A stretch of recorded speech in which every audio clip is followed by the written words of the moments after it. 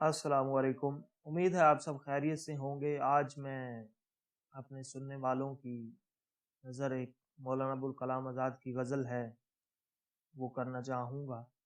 ویسے تو ہم سب مولانا ابوالکلام آزاد کو ایک مدبر سیاستدان، فقیر، دانشور، لیڈر کی حیثیت سے جانتے ہیں۔ وہ آزادی کے بعد تادم مرد وزیر تعلیم بھی رہے۔ ان کی نثر نگاری، خطوط، رسائل، مضامین جو انہوں نے اخباروں میں لکھے اور بلکہ وہ خود ایڈیٹر بھی رہے، تو وہ تو ہم سب کی نظروں سے گزرا ہے۔ لیکن کہ وہ شاعری بھی کرتے تھے اور انہوں نے غزلیں بھی لکھی، تو یہ پہلو ان کی زندگی کا تھوڑا سا پوشیدہ ہے۔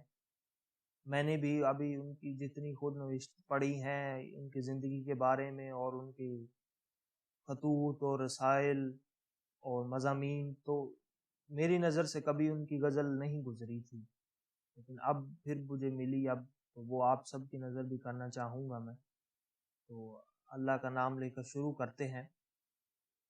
کیوں اسیر گیسوئے خمدار قاتل ہو گیا، کیوں اسیر گیسوئے خمدار قاتل ہو گیا، ہائے کیا بیٹھے بٹھائے تجھ کو اے دل ہو گیا، کوئی نالاں کوئی گریاں کوئی بسمل ہو گیا، اس کے اٹھتے ہی دگرگوں رنگ محفل ہو گیا،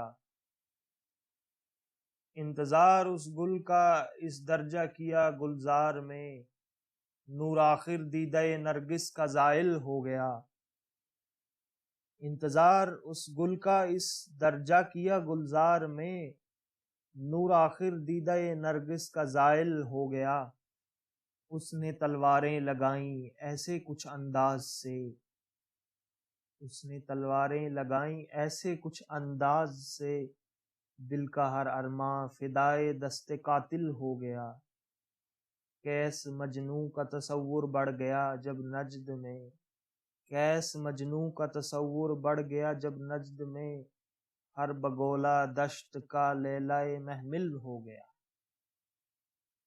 یہ بھی قیدی ہو گیا آخر کمند زلف کا، یہ بھی قیدی ہو گیا آخر کمند زلف کا، لے اسیروں میں تیرے آزاد شامل ہو گیا۔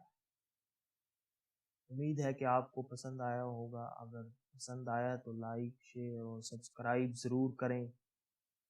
شکریہ۔